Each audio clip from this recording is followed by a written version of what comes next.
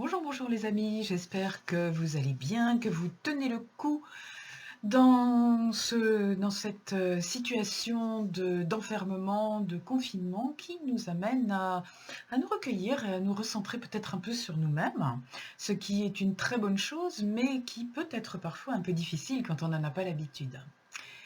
Je vais vous proposer aujourd'hui, de comprendre, en fait, l'objectif de 2 outils, que je vais vous fournir après par la suite, à l'unité dans des petites vidéos.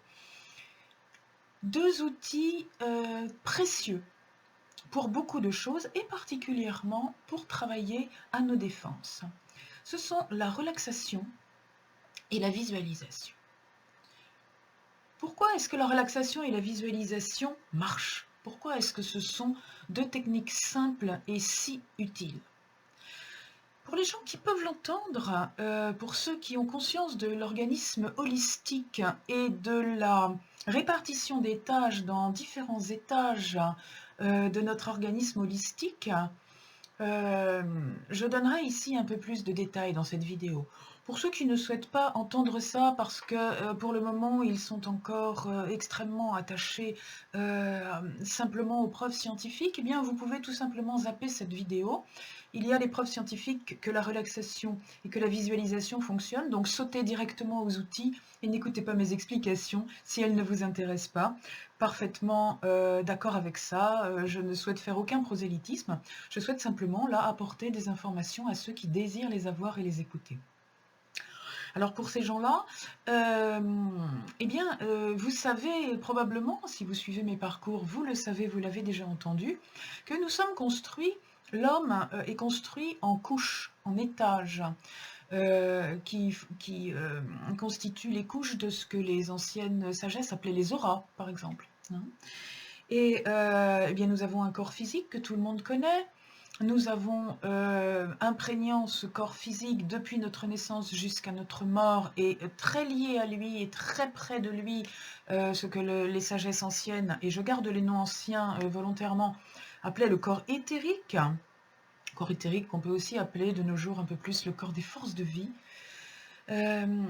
Puis, encore un petit peu plus subtil, c'est-à-dire sur une fréquence vibratoire un peu plus légère, ce que les sagesses appelaient le corps astral, que nous pouvons également appeler le corps psychique, le corps émotionnel, le corps de conscience. Tout ça, ce sont des noms valables. Et puis les derniers étages de l'homme, et puis après il y a des sous-couches, et puis il y a encore des petites fioritures autour, mais alors on n'est vraiment pas là pour ça. Le dernier étage fondamental de cet organisme holistique en 4 parties, c'est ce que l'on appelle le moi, l'être essentiel, l'être divin, le surmoi, le subconscient. Bon, là aussi vous mettez votre nom.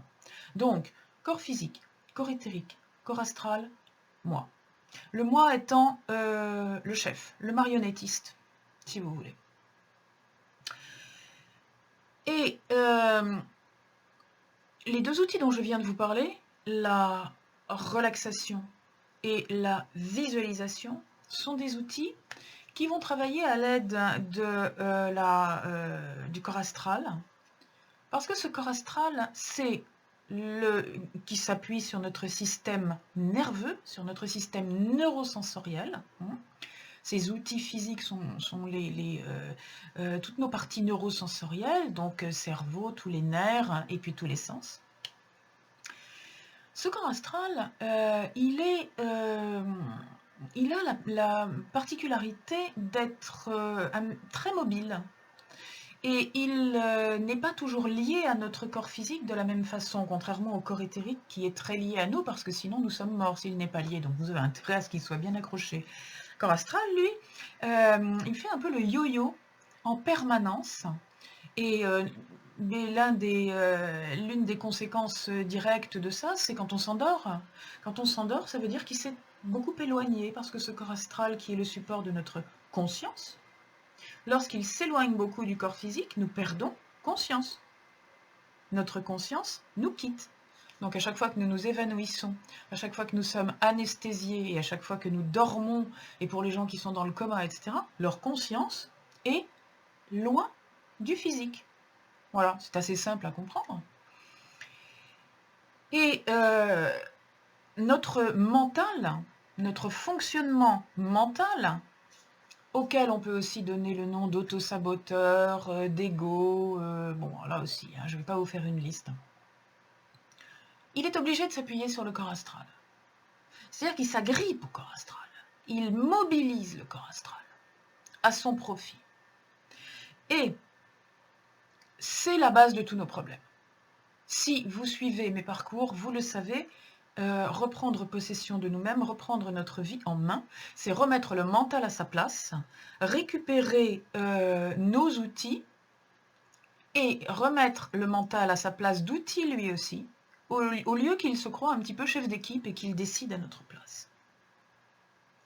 Pour libérer, pour remettre notre mental à sa place, nous devons l'amener à lâcher notre astral, à lâcher, à nous permettre de nous en rendre maîtres, de l'utiliser à notre profit, de la façon dont nous désirons le faire.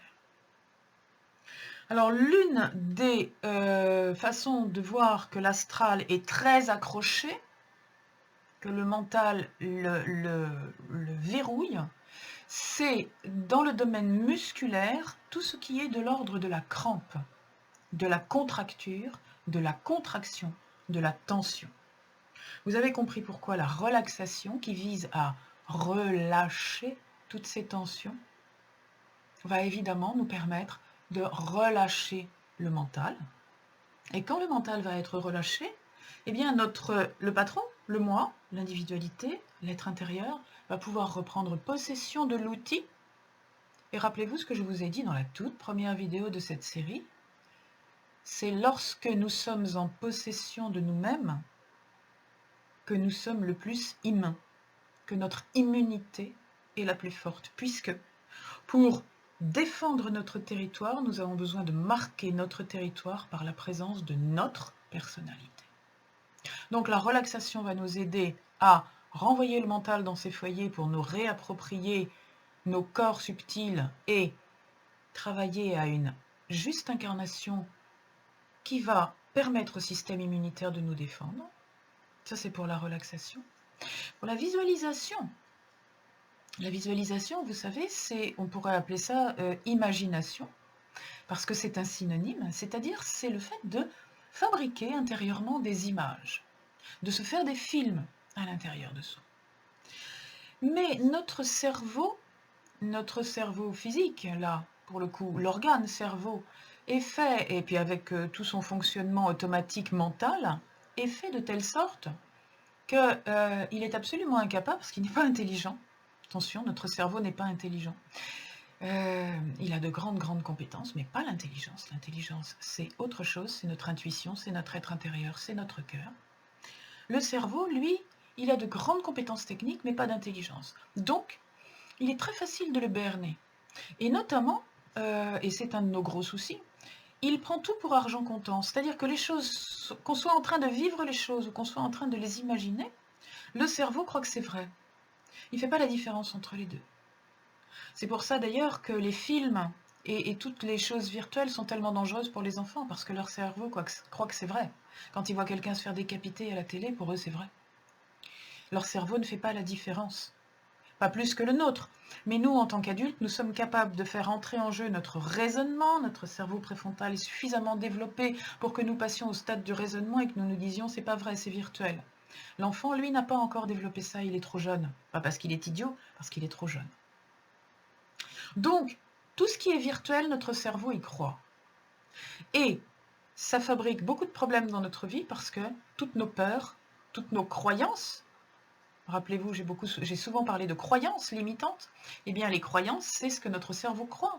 Et très souvent, ces croyances, elles nous amènent à être complètement stressés parce que notre cerveau croit que tout va mal, là où simplement nous imaginons que peut-être ça pourrait aller mal, mais lui, il l'interprète comme c'est du réel, ça va mal. Eh bien, ça marche aussi dans l'autre sens, figurez-vous. C'est-à-dire que quand on lui montre, en visualisant des choses belles, harmonieuses, dans des visualisations où on se sent bien, où on arrive à faire revivre, et ça c'est une question de technique et on le fera ensemble, des ressentis de bien-être, eh bien le cerveau se laisse berner de la même manière dans l'autre sens. Il croit que tout va bien.